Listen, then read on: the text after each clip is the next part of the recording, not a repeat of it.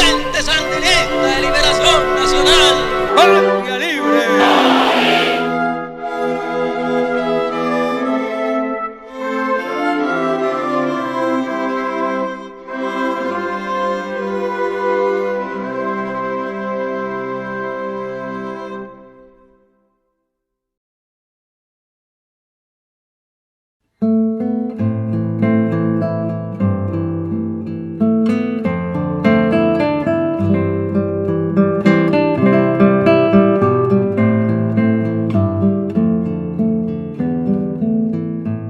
La historia de Nicaragua no se concibe sin Sandino.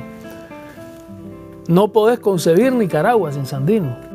Sandino supo recoger, supo expresar ese espíritu independiente, esa ansia de libertad política, de libertad social, de libertad económica, que expresa el pueblo nicaragüense.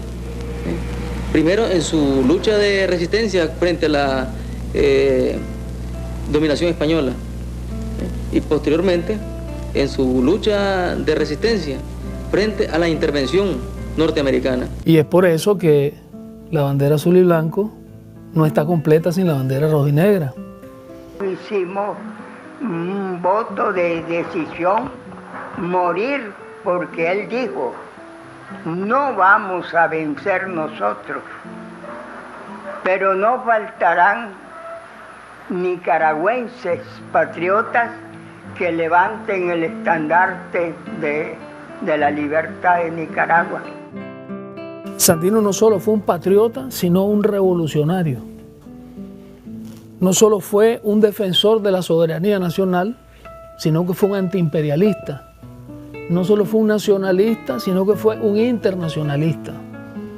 Fue un hombre con un pensamiento político bien claro, con una idea bien clara sobre la transformación social que Nicaragua necesitaba.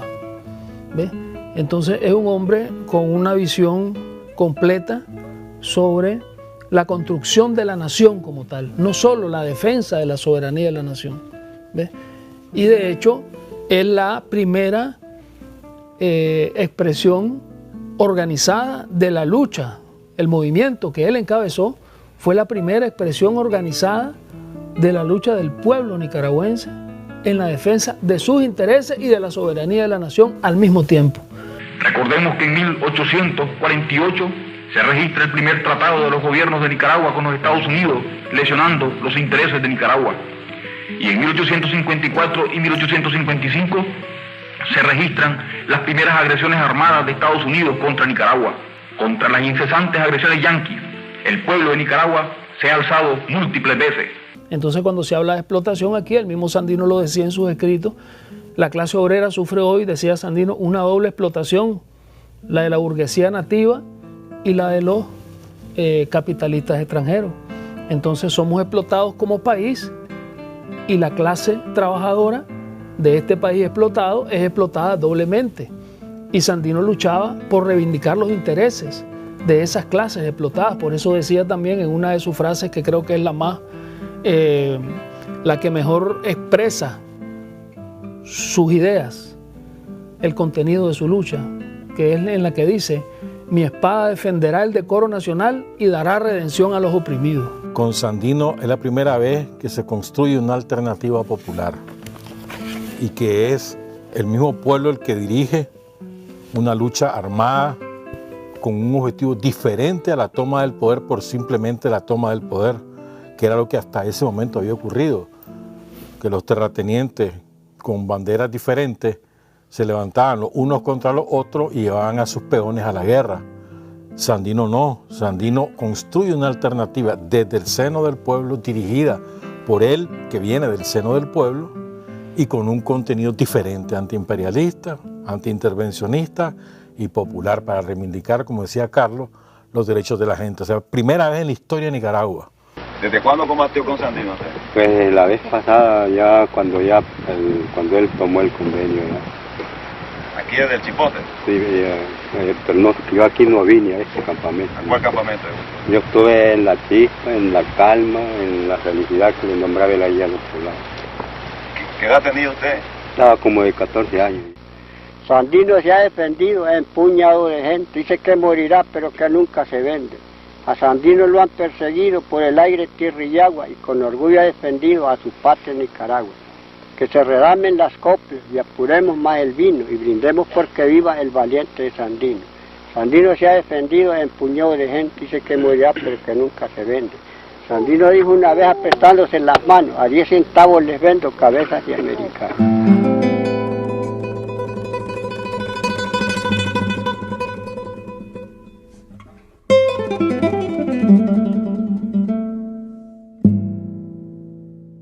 Valores, vamos a hablar de valores. No fumaba, no tomaba, no tenía vicios de ningún tipo. Un hombre súper trabajador, sincero, honesto, buen amigo, hermano, etc. Sí. Llega y organiza un ejército. Se da cuenta de la explotación que existe del hombre por el hombre, cuando a los mineros los sobreexplotan. No les pagaban ni con dinero, sino que les daban un papelito para que fueran a comprar en la comisaría del dueño. O sea, era un negocio redondo y una explotación tremenda. Sandino se rebela con los mineros, crea la primera moneda de oro, sale la descripción de la moneda, indios de Sandino, el valor $10, y esas monedas fueron fabricadas específicamente para remunerar a los mineros que durante años fueron explotados. De ahí comienza su gesta, pero una gesta que, como les digo, que siempre fue acompañada con una idea filosófica. Fue capaz de poner sus propios recursos a disposición de una causa revolucionaria.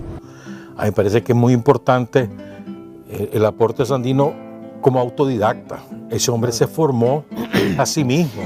Claro, también viajando, también en el contacto con las luchas sindicales en México y en todos los países que visitó. Pero es fundamental que él se preocupó de su propia formación. Él no estudió primaria, pero después él leía y estudiaba. Ese hombre se conocía a Bolívar. ¿Cómo explicás que un hombre, un campesino nicaragüense, haya podido conocer a Bolívar en la dimensión que la conoció, que discutía de tú a tú con los bolivarianos que acudieron al ejército defensor de la soberanía nacional? ¿Cómo lo explicas si no es por un espíritu autodidacta? Es más, una inteligencia nata que le permite, con un arraigo, un sentimiento de clase que le permite interpretar además a Bolívar, no solamente leerlo por leerlo, sino también interpretarlo. Por eso es tan brillante el supremo sueño de Bolívar, ¿no? Que es un documento extenso. Como secretario de él, ¿tuvo otro secretario, el general Sandino? Bueno, en caso de necesidad, ¿verdad? Decía fulano, venía a hacer esto, sutano, a los generales, ¿verdad? Vengan, hagan esto, y él los ponía a escribir allí, pero el que constantemente yo andaba en todo, y con el que hacía él su correspondencia para el extranjero y para aquí a Nicaragua, era yo. En esta gira que hemos hecho por toda la Segovia, los que estuvieron cerca de él, combatientes sandinistas, nos han hablado de que era un hombre escrupuloso en el aseo. ¿Qué nos podía contar de eso? De eso, sin tacha. Era el hombre más aseado que yo conozco en mi vida. Todo, todo, todo. Y una vez recuerdo yo que recién llegados donde él, cuando nos mandó a llevar, yo salí con mis botas fuertes, sin amarrar, y allí, como lo hacía en mi casa, que no había novedad, ni con toda tranquilidad, ni peligro. Y me dice, Pedrito, ¿y si el enemigo lo sorprendiera así como está? Usted dejaría las botas y usted saldría descalzo. Tiene que aprender mucho. ¿Ves? Sí, general, tiene razón. Siempre amarse sus botas, man. Siempre, siempre. Porque hay que estar listo. ¿Cómo hizo ese hombre para escribir tanto? O sea, para dejarnos un legado escrito, una constancia escrita de su pensamiento, que además nos permite impedir la tergiversación de su lucha y de su significado y de su pensamiento. Es decir, él nos legó algo que es para nosotros una herramienta fundamental en la defensa del carácter revolucionario de la lucha que él libró. Entonces, era un visionario, pero además las condiciones difíciles, aparte de su poca formación académica, las condiciones en las que tuvo él que hacer eso, es decir, en la montaña, en la selva, en medio de esa lucha tan difícil, en aquella época en que era mucho más difícil escribir y divulgar lo que el internet era el telégrafo. Imagínate vos, es decir, entonces esa preocupación, es asombroso ese interés que él tuvo en dejar constancia de su pensamiento, de sus ideas. Pero además, Sandino tiene otros aportes, es un genio militar natural. O sea, ¿cómo te explicás que en esas condiciones que describías vos, con un armamento escuálido, mínimo, ¿verdad?, haya podido derrotar a los gringos en el terreno? O sea, no estamos hablando de que los derrotó políticamente, que eso ya está... De hecho, no, en el terreno. Los derrotaba batalla por batalla, los engañaba, aplicó la guerra de guerrilla. Sandino lo estudió Mao. Al Sandino lo estudiaron los vietnamitas. La guerra de guerrilla que él crea, o mejor dicho... Era un genio militar, claro, sin duda. Pero además, o sea, Sandino no es que se sentó y le inventó, no, las condiciones de la guerra lo obligaron a hacer ese tipo de guerra, que después de la batalla de Ocotal. Ocotal, sí, ¿verdad? Correcto. Y hay otra cosa también, me parece a mí, a veces se nos olvida la bestialidad con la cual atacó Estados Unidos a Nicaragua, pero es bestialidad. El primer bombardeo a una ciudad en la historia del planeta es en Nicaragua, es a Ocotal. Después bombardearon Chinandega y la destruyeron. O sea, y además las atrocidades que nos cometieron contra los campesinos, contra todo el mundo, porque ahí era tierra arrasada, no era solamente al soldado sandinista, era a los campesinos.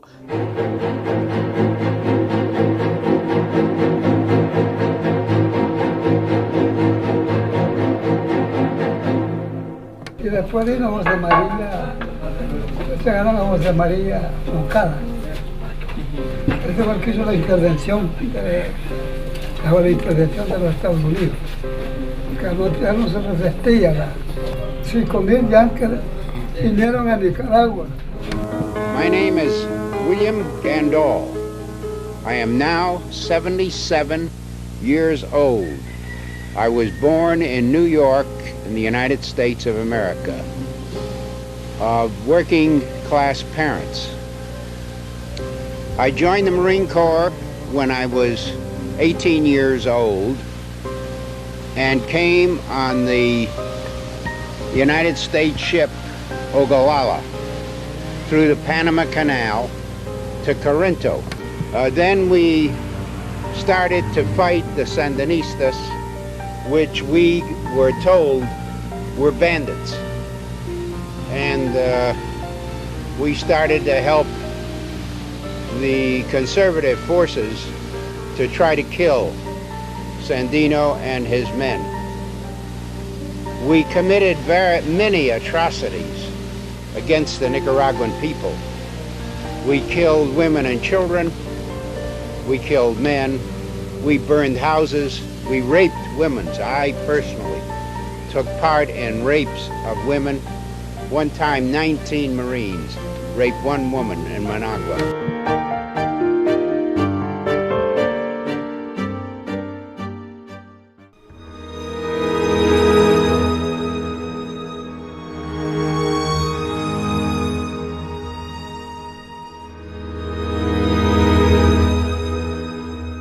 Sandino dando la vida por la paz.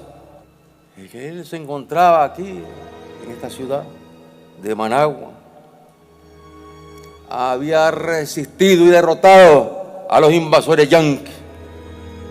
Tuvieron que retirarse, pero claro, al retirarse, dejaron su instrumento, su brazo armado, asesorado por ellos mismos, creado por ellos mismos, lo que se conoció como la Guardia Nacional.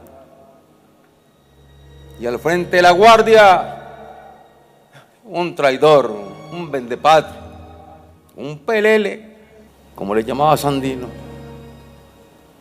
pero que en ese momento no descubría todavía que ese pelele, que en los días en que Sandino había bajado aquí a Managua a trabajar por la paz, a firmar acuerdos por la paz, había cesado la guerra porque Sandino se había comprometido que retirándose las tropas yanquis, él cesaba el combate y que se dedicaba a un proyecto económico, social, dirigido fundamentalmente a las cooperativas agrícolas en el campo. Y bajó de Huihuilí y vino a Managua y se encontró con el jefe de esa guardia creada por el expansionismo yanqui. Y el jefe de la guardia, igual que Judas, le dio el beso a Cristo, le dio el abrazo a Sandino. Y ahí está la foto para la historia. Somoza, jefe de la guardia, hijo del imperio del mal, abrazando a Sandino.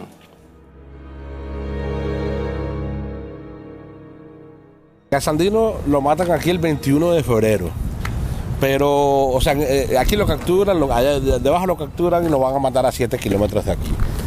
Pero hubo un intento de asesinarlo días antes, en diciembre, en una finca que está al otro lado de Tizcapa. ¿Ah, sí? Sí, hay un reporte de uno de los choferes, de los ministros que se reunían aquí, que decía que el plan ya estaba concebido para eliminar a Sandino. No es Somoza en realidad el que lo mata. O sea, él hace la ejecución. Sí, hay una orden, ¿no? La orden es de Estados Unidos. Estados Unidos es el que le da la instrucción, le da el permiso y le dice que lo mate, que lo asesine. Él era nada más que un ejecutor. Hay declaraciones de dos personas que están en la historia, ¿no? Eso está registrado en la historia.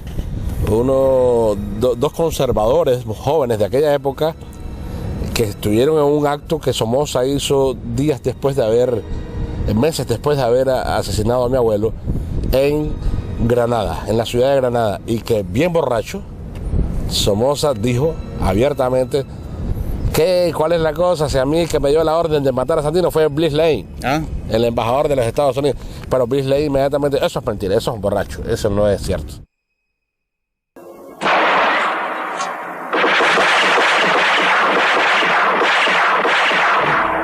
Hay un cúmulo de información, casi precisa, casi hecha por ingenieros. ¿Dónde están los restos? ¿En qué sitio? ¿En la aviación? ¿En lo que es actualmente la escuela? Digo, la Policía Nacional en Ajax Delgado. Pero la verdad es que no están en ninguna parte. Sandino, la falta de encontrar los restos de Sandino han creado el mito.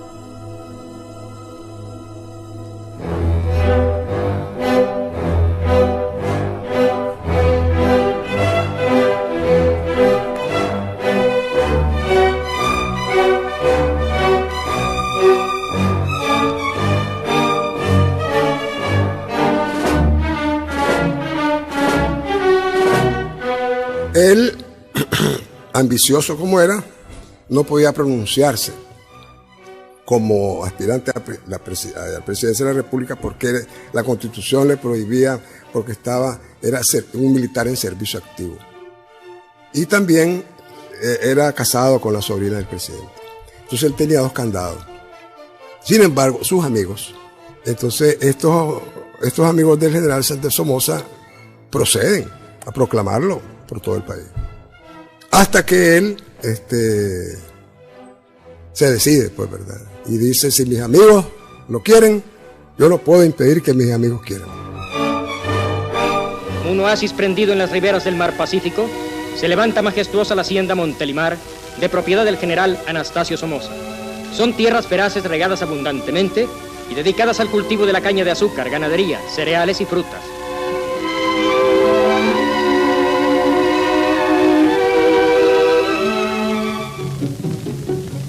En Montelimar funciona uno de los más grandes ingenios de Centroamérica.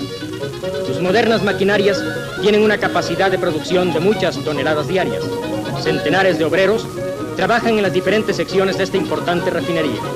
En su organización y fácil funcionamiento ha puesto todo su entusiasmo el general Somoza, que es uno de los hombres más discutidos de América Su vida sencilla de trabajo contrasta con su renombre extensamente continental.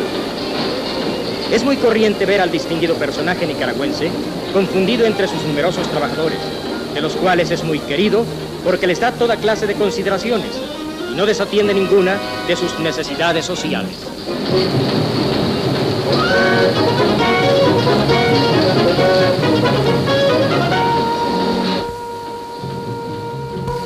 El general Somoza ha realizado una intensa labor de progreso en Nicaragua que hasta sus mismos adversarios le reconocen, y es también un incansable luchador que ama la tierra y amorosamente la cultiva. El juicio de la historia tendrá que proclamar que el general Somoza ha sido uno de los hombres que más han hecho por su patria.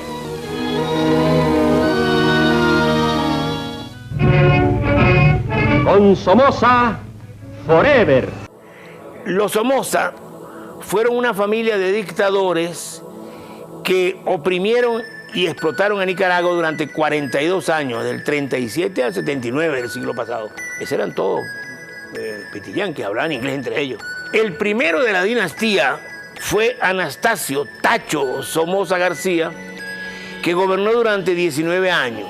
Comenzó su carrera militar luchando contra Sandino a las órdenes de los infantes de Marina de Estados Unidos, que entonces ocupaban Nicaragua. Y cuando los Marines se fueron, lo dejaron como jefe de la Guardia Nacional. Somoza engatusó a Sandino y lo asesinó. Tacho Somoza era el típico dictador latinoamericano, anticomunista, asesino y ladrón. Decía: presidente de Nicaragua, Nicaragua es mía, Nicaragua es mi hacienda. Fue de Tacho Somoza que el secretario de Estado de Roosevelt dijo que es un hijo de perra, pero es nuestro hijo de perra. Aunque Somoza era un cachorro del imperio, tenía una manía que era incómoda para Washington. Odiaba la democracia de su vecina Costa Rica, a la cual invadió 2 veces, en el 48 y en el 55. En ambas ocasiones los costarricenses, a pesar de no tener ejército, rechazaron la invasión somocista. Salvo algún suave regaño, y aunque ya estaban listos y formados en Estados Unidos los familiares de Somoza que podían continuar la dictadura, y parecía que Tacho Somoza iba a ser eterno.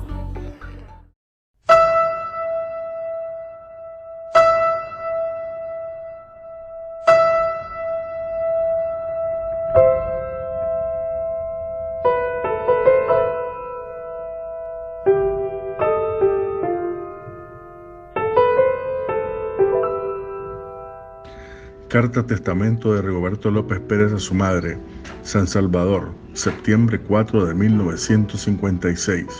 Señora Soledad López, León, Nicaragua, mi querida madre. Aunque usted nunca lo ha sabido, yo siempre he andado tomando parte en todo lo que se refiere a atacar el régimen funesto de nuestra patria, y en vista de que todos los esfuerzos han sido inútiles para tratar de lograr que Nicaragua vuelva a ser, o sea, por primera vez una patria libre, sin afrenta y sin mancha, he decidido, aunque mis compañeros no quieran aceptarlo, tratar de ser yo el que inicie el principio del fin de esa tiranía. Si Dios quiere que perezca en mi intento, no quiero que se culpe a nadie absolutamente, pues todo ha sido decisión mía. Lo mío no ha sido un sacrificio, sino un deber que espero haber cumplido. Si usted toma las cosas como yo las deseo, le digo que me sentiré feliz.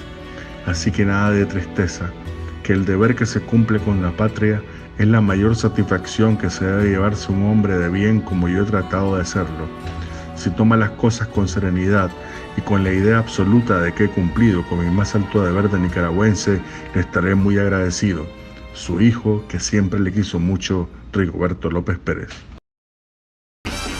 En una fiesta electoral en la ciudad de León, Somoza bailó por última vez el mambo Caballo Negro de Pérez Prado, cuya letra solo dice: caballo, tienes la cola, cola, caballo negro, tienes la cola, cola. Letra que iba a ser premonitora. Caballo negro, tú tienes la cola blanca, tú tienes la cola, cola.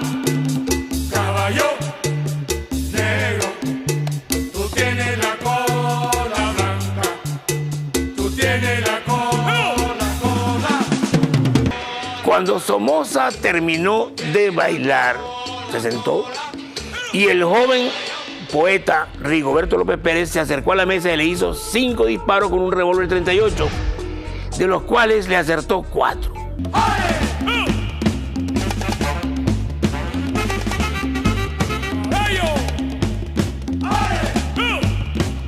Caballo negro, caballo negro, ¡ayo! ¡Ale! ¡Ah! Caballo negro, ¡ayo! ¡Ale! ¡Ah!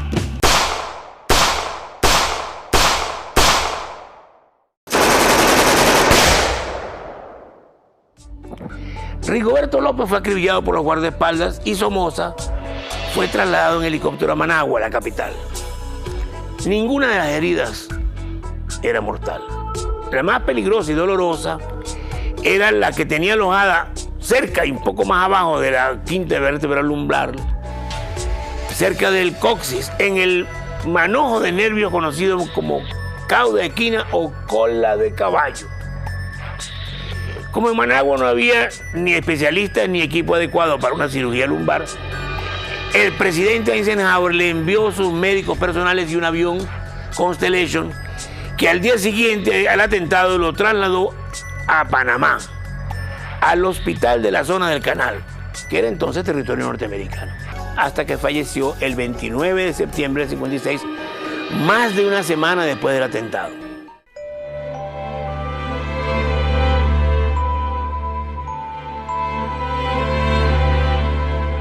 La acción de Rigoberto, que no fue una acción aislada, como en algún tiempo lo quiso vender la dictadura, y sí un trabajo conspirativo de algunos jóvenes menores de 30 años, dentro de los que estaba mi padre.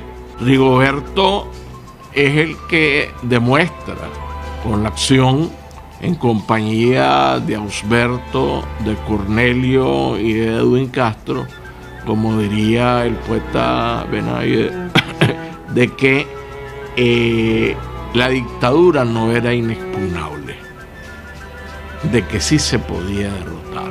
Para dejar el camino abierto que teníamos que aprovechar para lograr zafarnos de las garras del imperio. Rigoberto, con su acción, le dio al pueblo la llave de su propia redención, de su propia liberación.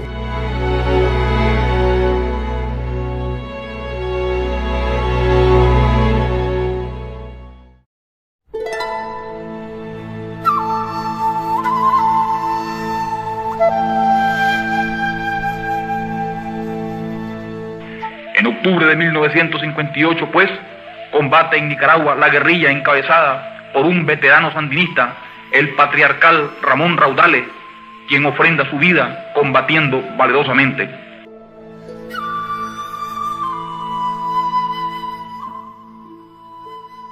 Esta lucha toma cuerpo en el intento de revolución armada más importante que se había articulado hasta la fecha, que es el Chaparral. En el movimiento del Chaparral, Carlos participa, y es el Chaparral el que ubica a Carlos en la primera línea, no solamente del análisis de las causas del fracaso, sino principalmente de la reconstrucción del movimiento. Se da cuenta que no es posible hacer la revolución sin la participación y sin la organización del pueblo. Carlos descubre uno de sus grandes hallazgos teóricos de dejar a un lado la tesis de la invasión para iniciar la construcción de la revolución dentro de Nicaragua.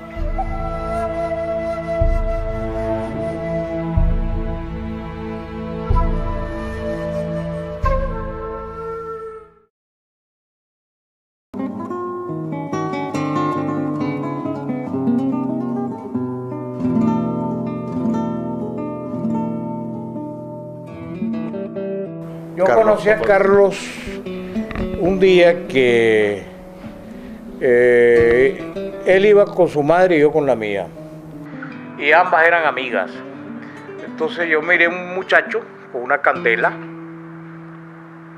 con motivos dorados, que iba a entrar a hacer la primera comunión. Y entonces yo le pregunté a mi mamá, ¿quién es ese muchacho? Como Carlos no era hijo de matrimonio, llevaba el apellido de su padre, pues, porque el padre de él era un señor adinerado llamado Fausto Amador. Pues después él, ahora le dicen Carlos Fonseca Amador, pero a él no le gustaba que le dijeran Carlos Fonseca Amador. Yo me llamo Carlos Fonseca. Y él quería llevar el apellido nada más de su madre.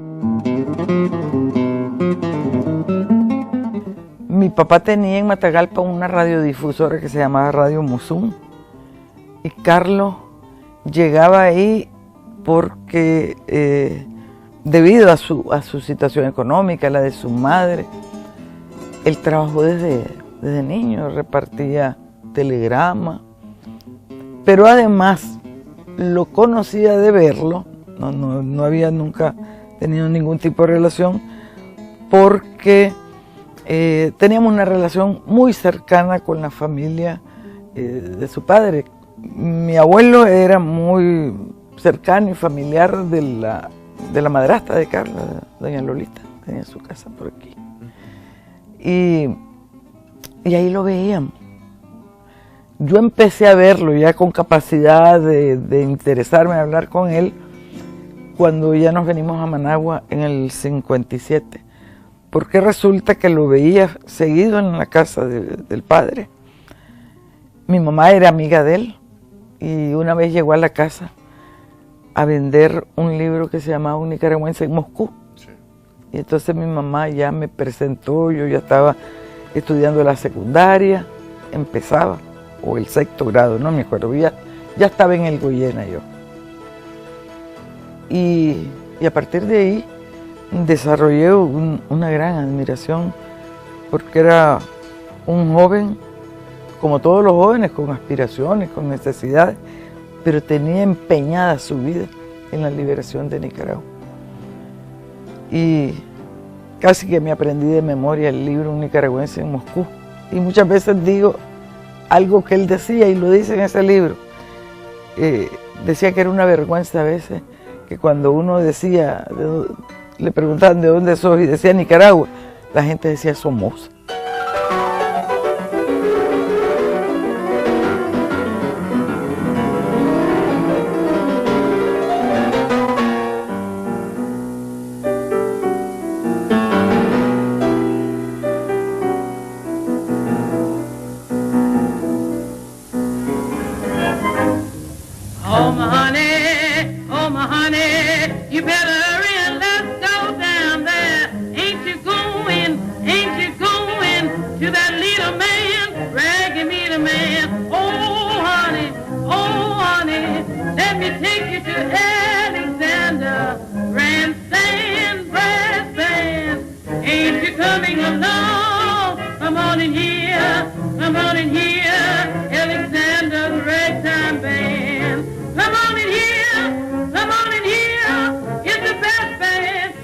Y un día conocimos a un muchacho, también muy joven en ese entonces, que se llamaba Ramón Gutiérrez, quien había estado en la biblioteca de mi padre, que era muy grande. Mi padre tenía una biblioteca de más de 100.000 volúmenes y se había robado todos los libros de marxismo de la biblioteca de mi padre. Entonces, con esos libros de marxismo que se robó Ramón Gutiérrez, empezamos a estudiar marxismo en la casa de mi tía Esmeralda Martínez en Matagalpa. Y empezamos a estudiar libros que ahora ni siquiera los leería, creo yo, el Anti-Düring. Bueno, un libro interesantísimo que lo recuerdo es El Estado y la Revolución de Lenin. Empezamos a leer El Capital, pero era un compendio muy sintético, El Capital, y no sé si le entendimos algo, pero de todas maneras empezamos a estudiar marxismo, pues, y empezamos a ser sandinistas desde aquella época, a admirar a Sandino. De repente un día de tanto llega Carlos Alegre porque había encontrado un libro interesantísimo que se llama Sandino o El Calvario de la Segovia, supuestamente escrito por Anastasio Somoza. y ahí aparecen un montón de cartas de Sandino. Eso fue un hallazgo increíble para Carlos. Aquí está el pensamiento sandino, qué bruto Somoza, pues nos puso en bandeja el pensamiento de Sandino con ese libro. ¿De qué servía leer un libro de Marx o de Engels o de Lenin si no conocíamos lo que teníamos en los pies? No conocíamos dónde estábamos. Y entonces él se obsesionó porque leyéramos la historia de Nicaragua, que leyéramos todo, aún lo de derecha, para entender cómo pensaba la derecha y qué era Nicaragua desde el punto de vista muy importante, qué era Nicaragua desde el punto de vista productivo, qué era Nicaragua desde el punto de vista histórico, qué era Nicaragua desde el punto de vista social. Porque él, en ese momento, ya estaba claro que un cuadro que no tiene esa capacidad, que no llena esos requisitos, le falta. El Carlos que yo había conocido en mi niñez, el Carlos que había conocido en la vida clandestina, el Carlos que había conocido ahora en esto, no había ninguna pérdida, todo era pura ganancia. Era un acumulado de cosas que hacía un valor incalculable y por ello mismo pues la derecha, por supuesto, estaba obsesionada en acabarlo, ¿ves? Cuando capturan a Carlos Fonseca y se va a los juzgados, yo recuerdo esa escena y la he escrito, que cuando llegamos un grupo de chavalos del gobierno a respaldar a Carlos, nosotros lo vemos y alguien inventó una cosa, una consigna. Bueno, no había consigna, no había nada de eso. ¿Quién causa tanta alegría? Carlos Fonseca con su guerrilla. Entonces se nos ocurrirá cantarlo al juzgado donde está él. Ahí salió, ahí mismo en los juzgados sale. Y recuerdo como hoy la imagen de Carlos cuando sale del juzgado, ya con los guardias y todo, que se para, se ganó un empujón por eso. ¡Viva Sandino! Lo conocí a Carlos en tercer grado de primaria, en la escuela pública de Matagalpa, que le decían el instituto, le decían la escuela pública. Allí los dos estudiábamos el tercer grado de primaria y la profesora que nos daba clase era la Irma Mantilla. No era común, Carlos, no era común. Es un hombre que ya viene predestinado hasta el extremo que nosotros le decíamos el santo laico. Si nos gustaba una muchacha y le veíamos la pierna a una muchacha, entonces él nos llamaba la atención y nos decía, véanle las piernas a la revolución, que son más bellas. Es un hombre con una mística nunca vista, con un don de mando, con una preparación política e ideológica, con una concientización, con un espíritu de lucha, un hombre destinado para hacer un movimiento de liberación, dirigir a un pueblo y llevarlo a la lucha. Y nos llevó a la lucha y fundó la vanguardia de este pueblo, el Frente Sandinista de Liberación Nacional. De Carlos es hablar de un santo laico, es hablar de un hombre que amó intensamente, que se dio, que se entregó en cuerpo y alma, que no hay tacha en Carlos, no hay un pero, no hay un punto negro en Carlos Fonseca Amador. Pero ¿sabes qué? Yo creo que también es muy importante rescatar a Carlos Fonseca como no solamente el continuador de Sandino a la hora de fundar el Frente Sandinista y recuperar su nombre, sino también a la hora de interpretar la historia de Nicaragua y rescatar a Sandino desde un punto de vista revolucionario, no desde el punto de vista simplemente, bueno, Sandino fue un luchador que luchó contra el gobierno. No. Estudiar ese pensamiento y trasladarlo a las nuevas generaciones. Me parece a mí que es fundamental, Carlos. Diario de es que todos nosotros... Es que sin Carlos Fonseca no seríamos sandinistas. No seríamos. Ya no existiría el sandinismo. Ni existiría, ni Sandino se recordara.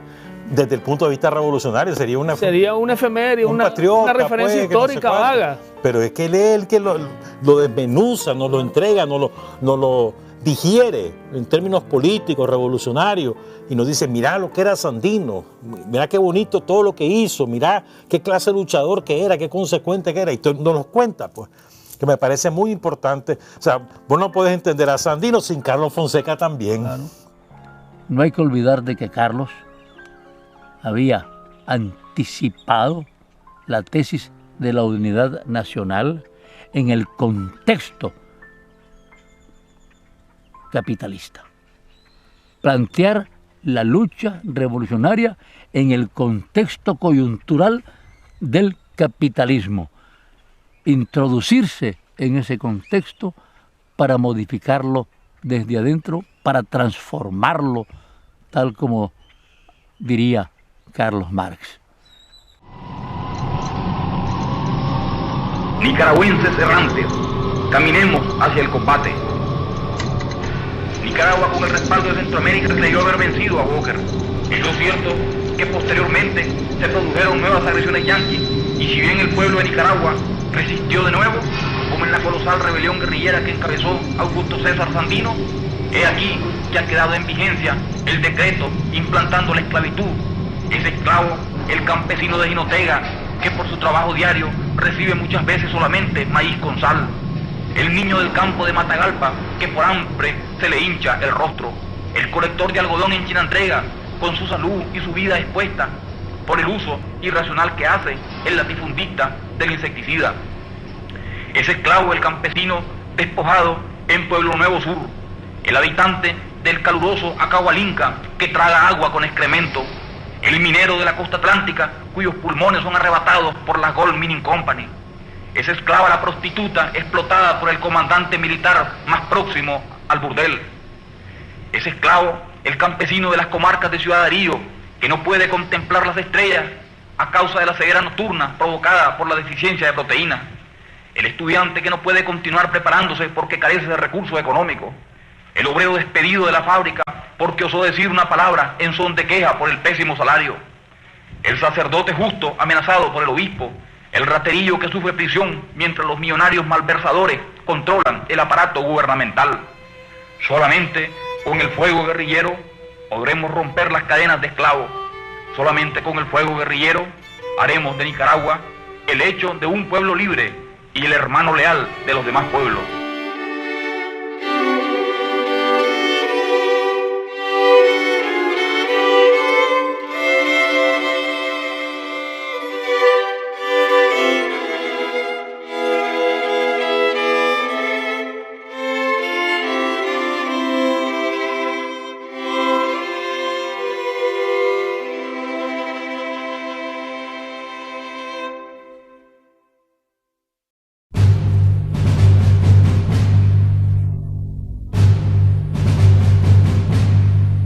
Participé junto con Carlos, Silvio Mayorga, Jorge Navarro, Francisco Buitrago, el coronel Santos López, entre otros, y fundamos el Frente Sandinista de Liberación Nacional. Fidel Castro nos había recomendado que fundáramos un Frente de Liberación Nacional, ¿verdad? Una sugerencia, porque Fidel siempre fue muy respetuoso a nivel de sugerencia. Entonces, con quien había hablado era con Noel Guerrero y con Rodolfo Romero, y ambos, pues, sobre todo Noel Guerrero, porque ya Rodolfo Romero se había apartado en ese momento, planteó que Fidel quería que formáramos un Frente de Liberación Nacional, y discutimos esa posibilidad. Pues entonces Carlos Fonseca opinó que el frente debería llamarse Frente Sandinista de Liberación Nacional. Y nos mandaron a pintar. Pongan FSLN. Ahí por Montoya, por el supermercado Mántica, un acto de recuperación económica, y los actores ponen, este es un acto de recuperación económica del FSLN. Por primera vez el pueblo de Nicaragua conoce la sigla en 1963, FSLN, mandado por Carlos Fonseca Maduro. La verdad es que nosotros teníamos la convicción de que aquí iba a triunfar la revolución, pero también teníamos la convicción de que íbamos a morir en el combate, que no íbamos a llegar a verla. Eso era, mucho menos que mi imaginario, Si no me imagino, no se me ocurría pensar no se nos ocurría pensar, diría yo, que íbamos a estar al momento de la victoria, mucho menos que se me ocurriera pensar que íbamos a vivir toda esta larga etapa. Con esa mentalidad libramos la batalla.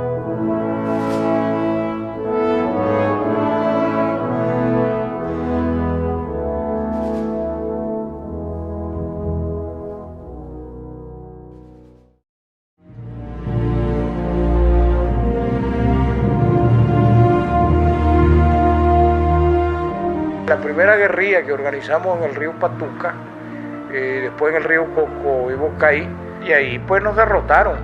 El hambre nos derrotó más que la guardia, la soledad de la montaña, la falta de apoyo. Raití cae como primera gesta guerrillera del FSLN.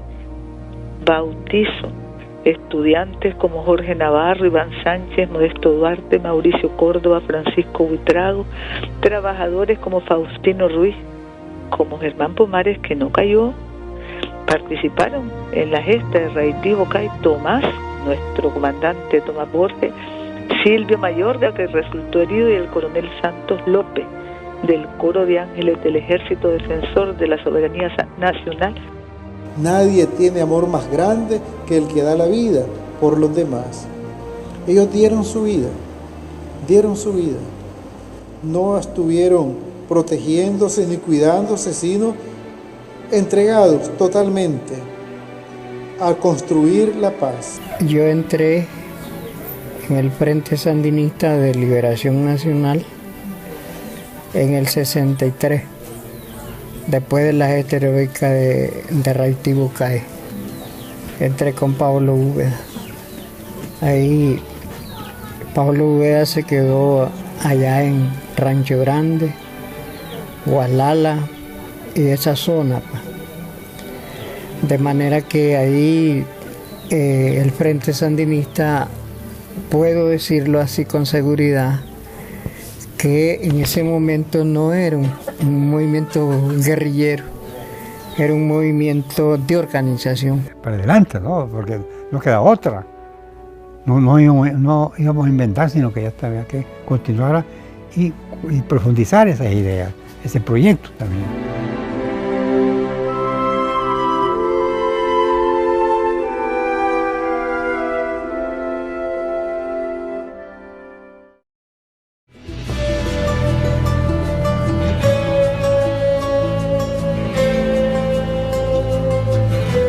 El día que vinieron aquí, a este punto, no traían el vaquiano que ellos acostumbraban, sino que se vinieron solo hasta cierta parte y allí agarraron un hombre del camino y era un juez de mesta que agarraron. Entonces el juez de mesta lo que hizo fue venirlos a dejar allí y después se fue a acusarlos con la guardia, ¿verdad? Entonces le cayeron 300 guardias a las 6 de la mañana, fue la masacre aquí. Había una motivación porque ellos tenían ese sueño de que la dictadura no fue buena, ¿verdad? Mataba a los chavalos, porque donde decían anda un sandinista y andaba la guardia. Que sí, nosotros vimos muchas masacres aquí, no solo los compañeros, otra gente que el que colaboraba era muerto, si se daban cuenta. Entonces los jueces de mesta tenían que tener mucho cuidado. En ese momento, virtualmente nadie nos apoyaba. Llegábamos a Managua a golpear las puertas y nadie nos abría. Nos tiraban las puertas en las narices o nos amenazaban con denunciarnos. Había un enorme terror y una gran soledad. Un mérito de Carlos Fonseca es que en medio de aquella soledad casi absoluta, mantuvo la confianza y nos hizo mantener a nosotros la confianza en la victoria final. Es un hecho trascendental.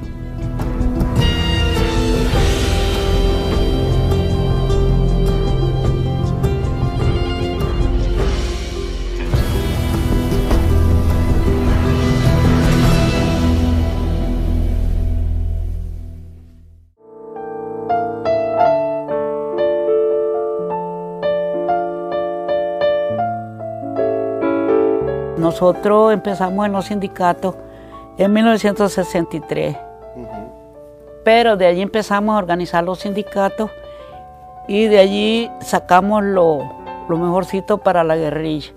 Por eso es que yo cuando voy a hablar del Frente Sandinista, hablo primero de los sindicatos porque de allí salieron los guerrilleros. Los guerrilleros en la montaña, y entonces organizamos La Tronca, El Bijahue, Quililito, Rancho Grande, Cerro Colorado, y organizamos también Yaosca, Guaslala y Bocay. De esa manera me incorporó al frente junto a mi hermano que se llama Jacinto Hernández, ¿verdad? Sí, un héroe. Sí, es un héroe que llegó a ser miembro de la Dirección Nacional del Frente. Y nos incorporamos varios compañeros. Yo comencé a colaborar con el Frente Sandinista, reclutado por un señor que se llamaba Antonio Rodríguez Mairena y el comandante Tomás Borges Martínez, que fue el segundo hombre que llegó a mi casa. Buscaba cómo pasar alimentación, llevar alguna información, pasarles la comida, algunos víveres que teníamos que comprar, lo hacíamos en diferentes ventas. Después con el compañero Juan José Quesada, Primo Rivera, el compañero Jorge Sinforoso Bravo, el compañero Eder Munguías, el comandante Carlos Fonseca. Comandante Carlos Fonseca, un consejero de la lucha de cómo nosotros lo íbamos a impulsar en una lucha tan peligrosa. Los hablaba realmente Carlos del régimen, la dictadura militar somocista que existía aquí, de criminales, de violadores y asesinos, que realmente estuvieron en nuestro cuerpo también vistos. Vimos cómo asesinaban los guardias, los jueces de mesta a los compañeros. Entonces eso lo explicaba. Y en cada sindicato había su junta directiva, pero el tope de la gente que bajaba de Managua eran de nosotros. Ya después se metió Bernardino de lleno, yo también, pero tuvimos problemas porque se me iba hasta 3 meses. Hasta 3 meses y hacía yo para dónde agarrar este hombre. Y solo a mí me dejaba allí, plantaba, que tenía que limpiar el café, arrancar los frijoles y todo eso. Es que él fue el dirigente y nosotros empezamos los sindicatos porque él se organizó en la CST Independiente. Sí, Bernardino Díaz Ochoa. Después de eso hacían sus reuniones y pasó a ser presidente de la CSTAN, Confederación General del Trabajo, con otros países, y ya hicieron bueno, pero que de allí salieron los guerrilleros. Hasta que usted llegaba a Matagalpa, a la montaña, y hablaba con cualquier campesino, te ayudaba, ¿me entiendes? Te ayudaba a llamar, te ponía en contacto con otras personas. Porque uno decía, mire señor, vamos a hablar claro, yo soy guerrillero, yo soy de la guerra, veníamos a transformar el país. Inmediatamente el campesino te apoyaba. ¿Por qué? Porque el campesino en ese tiempo tenía una tradición de lucha contra la intervención y contra los gobiernos. En ese tiempo. Y todavía, pues, que tal vez cuando vos llegabas con la expresión de la lucha contra el gobierno, contra los yanquis, te apoyaba.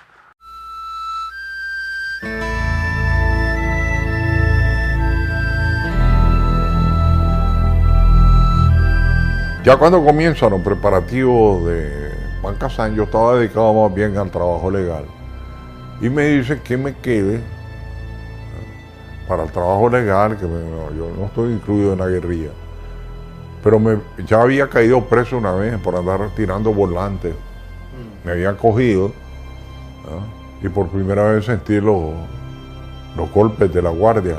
Me golpearon, bueno, no decirte que me malmataron, pues, pero sí me golpearon. Entonces resulta que ya como soy alguien de alguna confianza, ya lo suficientemente fogado en manifestaciones, pedreaderas, todo eso que se daba en esos años. Empezamos a realizar en medio de las manifestaciones actos de sabotaje, ¿no?, contra vehículos de la Embajada Norteamericana y vehículos de la Guardia Somocista. Después de una de esas protestas, me capturan. Ya estaba Oscar Turcios aquí, Yo era amiga de Julio Buitrago desde que estaba en el Goyena. Y un 21 de febrero de 1966 se me acercó Daniel. Yo ya sabía quién era y me dijo: me han encargado notificarte que se te acepta como militante del Frente. Por eso yo lo digo, la gente cree que es broma, pero es serio. A mí me dio la militancia, Daniel Ortega me la notificó y solo él me la puede quitar, nadie más me la puede quitar. A nadie más le reconozco derecho a hacerlo. Me integré pues al pequeño grupo operativo que había en Managua. Celín Chible, Manuel Rivas Vallecillo, Jorge Sinforoso Bravo Sáenz, Daniel Ortega, ya. El responsable era otro. Daniel subía a la montaña, bajaba y se integró a un operativo de un banco. Y resulta que uno de los cajeros lo conocía por amistad de infancia y lo quema. Entonces lo saca en los periódicos, se busca. Yo estaba en una casa y cayó la guardia.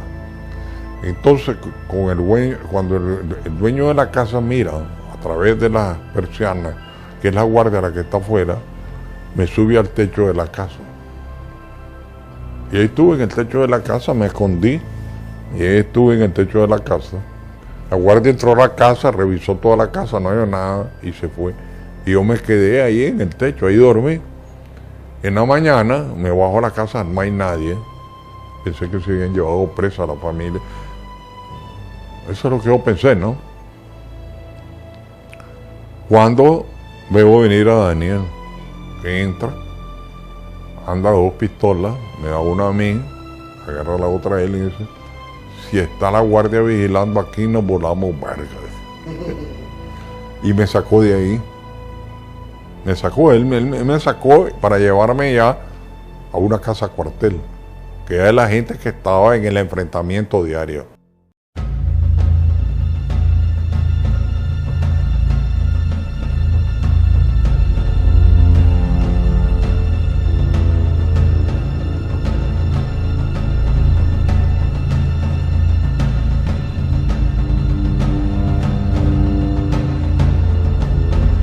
Ese día habíamos estado discutiendo porque una compañera, la compañera Mirna Mendoza, que vivía en una casa de seguridad que no era esa, pero que llegaba a diario ahí a recoger a los hijos de Enrique Lorente y de Gloria Campo, que vivía con nosotros en esa casa, porque los llevaba a la escuela.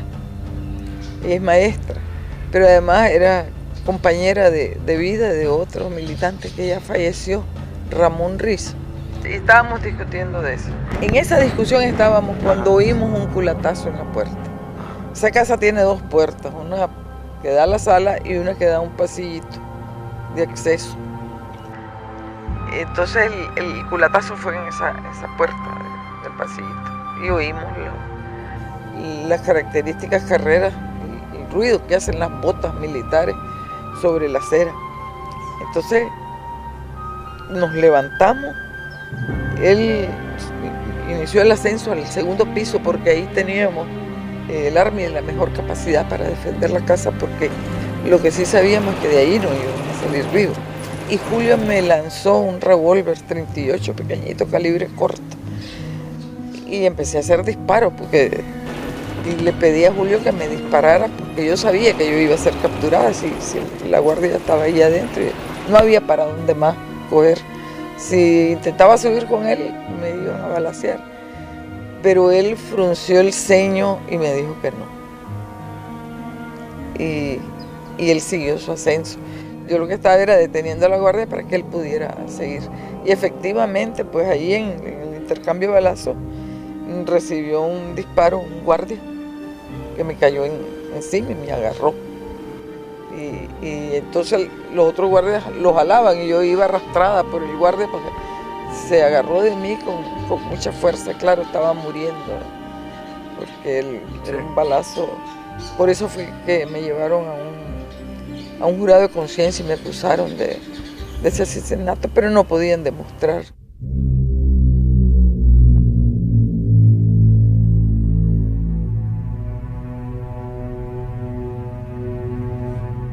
La guardia era muy primitiva en la manera como te aplicaban tormentas. Una cosa para hacerte hablar, golpearte, ponerte choques eléctricos, qué sé yo, qué.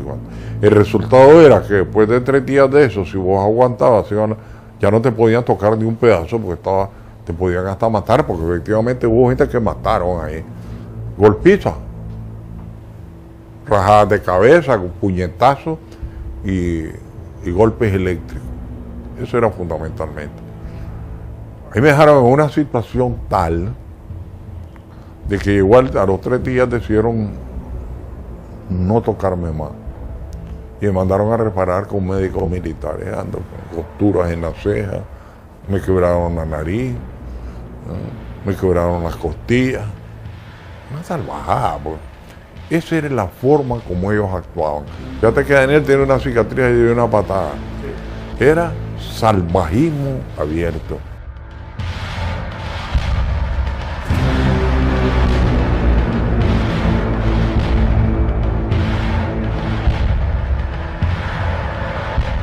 Si te da a pensar por el temor, estás derrotado. Y entonces, bueno, prevalece más. Frente al temor, frente al miedo, bueno, surge ahí el valor, el compromiso, y eso te permite enfrentarte incluso a la tortura, pues, porque de ahí fuimos a la tortura y lo que era llegar por primera vez a la presidencial. O sea, cuando nos llevaban esos vehículos de la seguridad de Somoza y íbamos subiendo la loma, trepándose la curva, en ese momento uno va lleno realmente de un temor. Dice, bueno, ahora me viene la tortura, me pueden matar. Entonces sabíamos lo que era la dictadura de Somoza. Y llega el momento de enfrentarte a los verdugos, ¿sabes? Que te empieza, pero eso también te va llenando de rabia. El hecho de sentirte ahí impotente, que te están agrediendo, que te están humillando, que te están pateando, que te están golpeando, eso también te llena de rabia y te da fuerza para resistir. Me rompieron todos los nervios intercostales. Eso duele más que una... ¿Cómo es eso? Con golpes. Ajá. Me daban golpes, yo no sé con qué porque no veía, pero yo sentía que era una cosa plana, como una guanteleta. Y en algún momento un guardia dijo, ¿y por qué no han revisado a esta tal por cual? A lo mejor no es mujer, a lo mejor es hombre. Y me trataron y me introdujeron las manos en la vagina buscando, según ellos, mis testículos. Y lo que más les extrañaba era que yo no lloraba. Y a cada rato me metían las manos debajo de la capucha para ver por qué yo no lloraba. Me ponían, por ejemplo, totalmente desnuda, me aplicaron picana eléctrica en los pezones, en el recto. Con el aire acondicionado durante 1 mes o más. Y ahí me torturaron.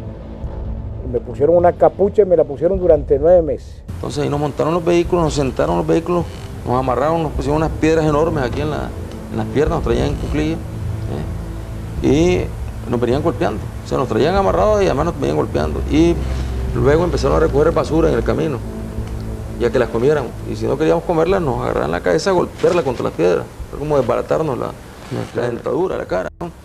Y recuerdo que uno de los compañeros vomitó, Edmundo Pérez. O sea, no aguantó y vomitó. Entonces lo hicieron comerse los vómitos. Sí, una cosa terrible, ¿verdad? Terrible.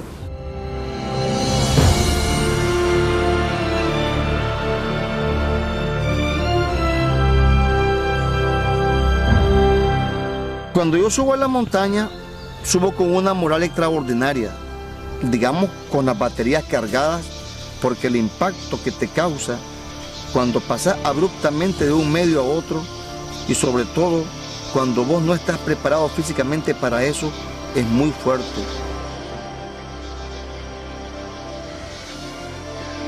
Yo diría que no estábamos preparados ni psíquicamente para eso, porque a pesar de que habíamos leído el diario del Che, escrito sobre Vietnam, sobre la Revolución China, una serie de relatos, de trabajos sobre los movimientos guerrilleros de América Latina y de otros lugares, la idea que teníamos era muy general. No sabíamos lo que era en concreto eso.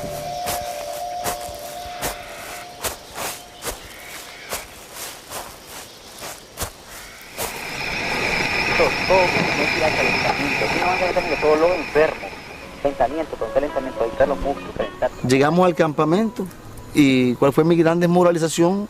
cuando después de un mes de caminar o 2 meses de caminar, me encontré que eran como 10 o 15 guerrilleros y que ese era el núcleo que habría de provocar la revolución y de mandar al traste la dictadura de Somoza.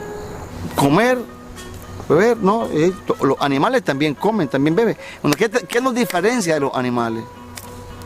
Si aquí trazamos una raya y aquí se va lo animal y aquí se va lo humano, ¿qué es lo que te va haciendo que vaya siendo cada vez más humano y cada vez menos animal? Yo y el grupo de compañeros pensamos que lo que te hacía cada vez más humano es la capacidad de amar, la capacidad de negarte a vos mismo para dársela a los demás.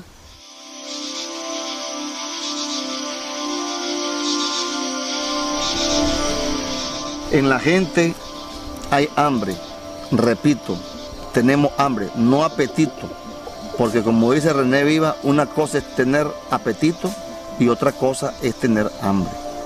El hambre es la necesidad más vital del hombre, no es la vivienda, el techo, no es la salud o la educación, es la comida, la alimentación, no es ni siquiera el sexo, el instinto más primitivo del hombre es comer.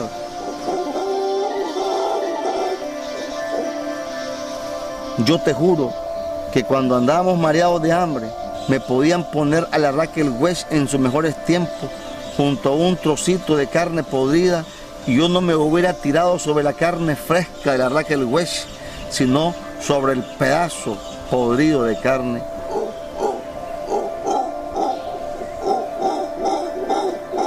Matar un mono o pelarlo era feo, porque sin cabeza, sin las manos y los pies pelados, se parece a un niño, es como que te comas a un niño tierno. De remate me sale justamente en ese instante una mona con su monito. Entonces fíjate, yo titubeo cuando estoy colocándome para disparar.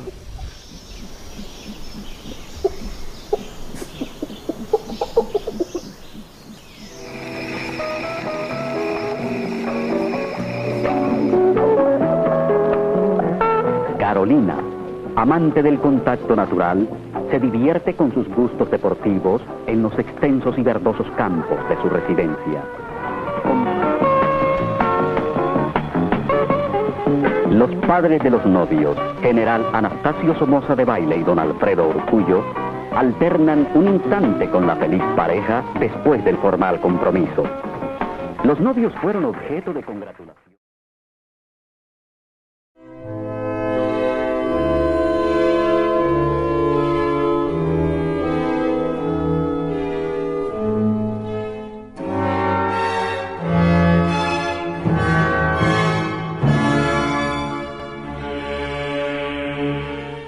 Terremoto efectivamente agudizó las contradicciones y se dio un fenómeno, y es que Somoza, que había creado y desarrollado y enriquecido a un sector del liberalismo que no tenía acceso por apellido al capital y que era visto de menos por la oligarquía conservadora, jamás había invadido el sector económico de la construcción.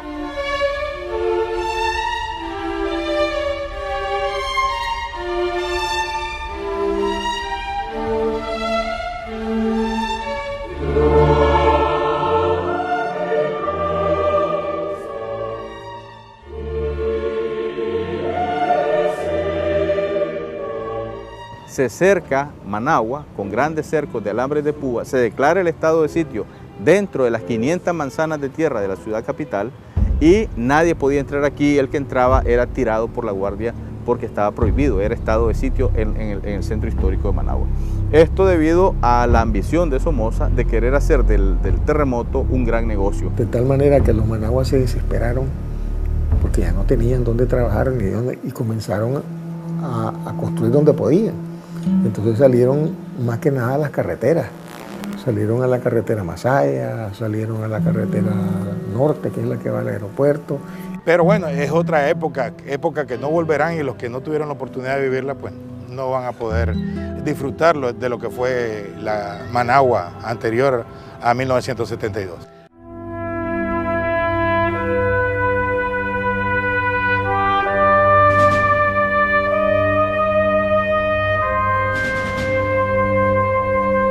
La represión había sido tan fuerte que no teníamos casas de seguridad. Entonces hubo momentos en que tuvimos que dormir bajo de un puente o trasladarnos por último a León, donde se inició el trabajo de crecimiento que se llamó de la etapa en silencio de acumulación de fuerza. En este periodo se amplió el trabajo político a nivel nacional, pero se inició en León con base de los estudiantes de la universidad y luego fue creciendo hacia los diferentes sectores. Entonces, compañeros, que cuando hagamos la lucha reivindicativa de obreros y los campesinos, de cuando estaremos trabajando por construir una nueva Nicaragua. Entonces, compañeros, que los invitamos a que participen en las movilizaciones que se den en favor de los intereses populares. Pero no es momento para estar haciendo huevo a ningún sector de la burguesía. Entonces, ¿qué podemos decir? De que la marcha de la victoria no requiere. Estábamos sometidos a una situación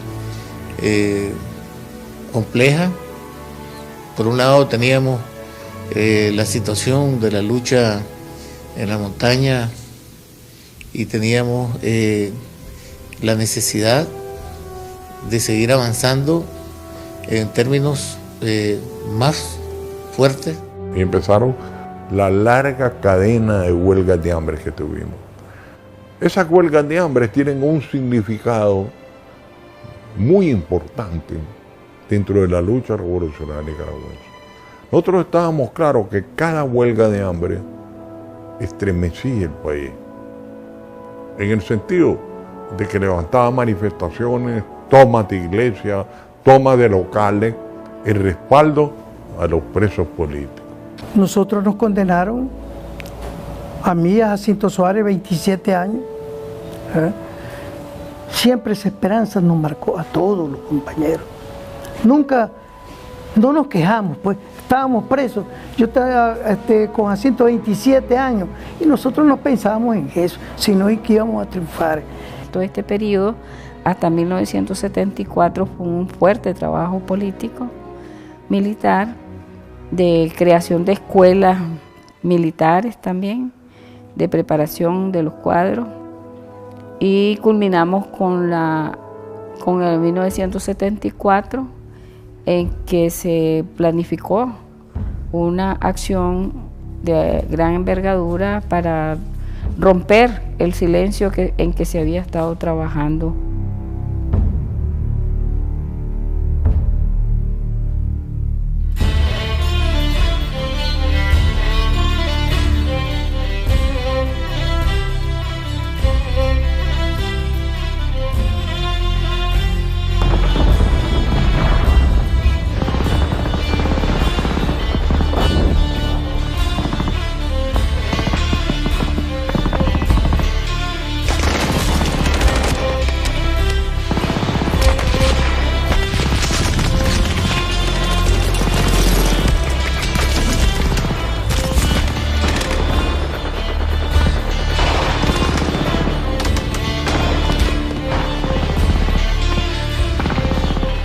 Tenemos 16 presos del frente, ¿verdad? Entre ellos hay muchos cuadros buenos, cuadros de dirección y cuadros intermedios, con mucha capacidad organizativa.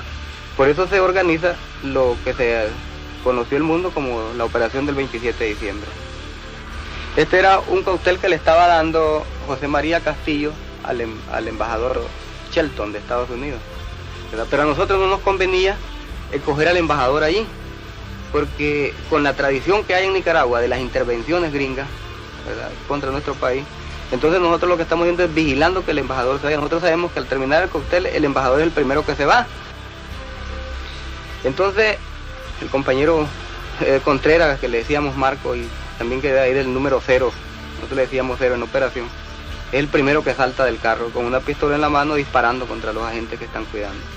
Pero adentro se dio el caso de que José María Castillo, él sabía que era un criminal del somocismo, pues. Y entonces él partió para adentro de la casa a la hora de los tiros afuera y sacó armas. Él tenía un arsenal adentro. él salió aventando tiros para afuera, ¿verdad? Y nos hirió un compañero, bueno, entonces otro compañero lo tiró. Se da un pequeño combate ahí, ellos se quieren meter a la casa y nosotros comenzamos a defender la casa. Pero de allí Marco habla por teléfono en medio del combate con José Somoza y le dice que si hay más tiros, el primero que vamos a matar es al embajador de Chile, ¿verdad? Y accedía a esa casa. Entonces ya se terminaron los tiros. Entonces nosotros llevamos un montón de peticiones, ¿verdad? Lo que más considerábamos nosotros que no iba a aceptar Somoza era hacer una publicación, ¿verdad? Donde se denunciaba todos sus crímenes, ¿verdad? Y pedíamos $5 millones, un avión para viajar a cualquier país amigo. Entonces, pero él dice que acepta hacer la comunicación a nivel nacional por los dos principales diarios del país y por radio, en cadena de radio y en televisión. Entonces, cuando él hace esa proposición, nosotros aceptamos, y que además que no podía cumplir en darnos $5 millones, sino que solo nos da $1 millón. Entonces nosotros dijimos, bueno, es un éxito rotundo, pues. Aceptó lo que más necesitábamos nosotros, que era la publicación. Y nos entregan a los 16 presos, ¿verdad? Entre ellos hay 2 compañeros miembros de Dirección Nacional, que es José Benito Escobar y Daniel Ortega Saavedra. Entonces viajamos con todo, $1 millón, la publicación y todos los presos.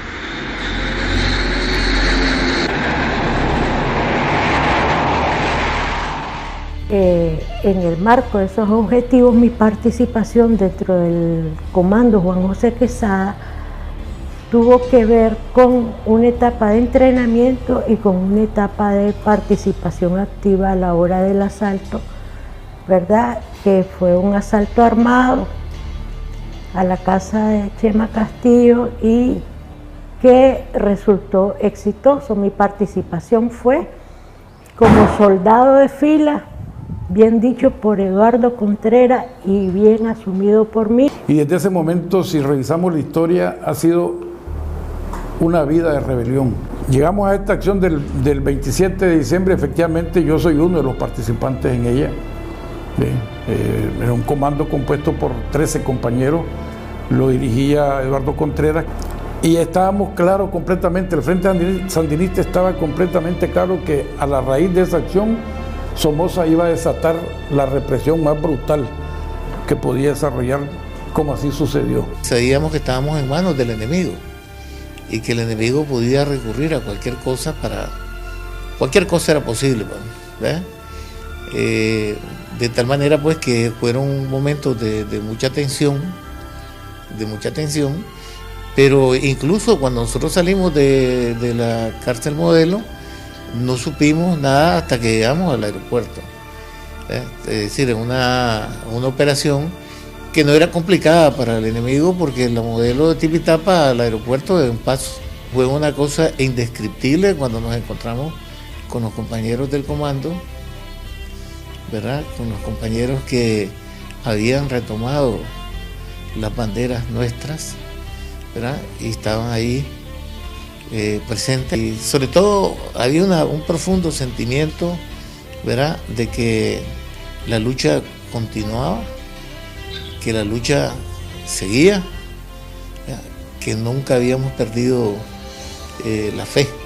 Y nosotros pudimos ver ya cuando íbamos para el aeropuerto cómo el pueblo nicaragüense se rompió el miedo, se tiró a las calles, seguía el bus donde iban los componentes del comando, iban los garantes de la acción.